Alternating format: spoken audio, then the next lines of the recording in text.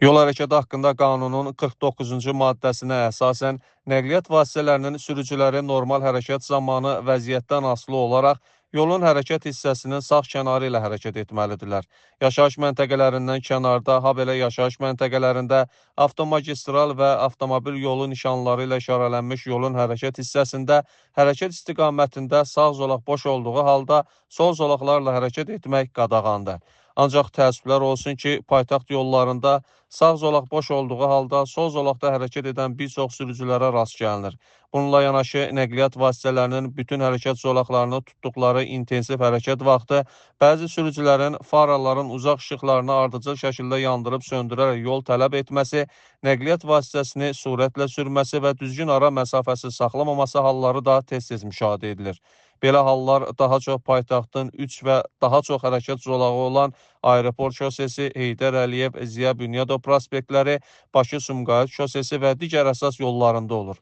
Bununla mənzil başına daha tez çatacaqlarını düşünən belə sürücülər radara yaxınlaşdıqda qəfil sürəti azaltmaqla yanaşı düzgün ara məsafəsi saxlamadıqlarından qəzalar baş verir.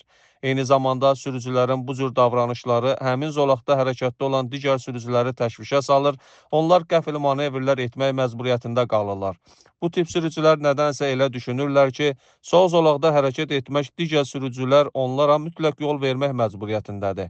Lakin qanunda qeyd olunub ki, yalnız operativ nəqliyyat vasitələri üstün keçid hüququna malikdir və onlar yaxınlaşdığı zaman zolağın boşaldılması tələb olunur. Hətta bu nəqliyyat vasitələri üstün hərəkət rejimindən istifadə edərkən xüsusi işıq və sərf siqnallarını qoşmalıdırlar. Digər sürücülərin isə belə bir üstünlük hüququ yoxdur.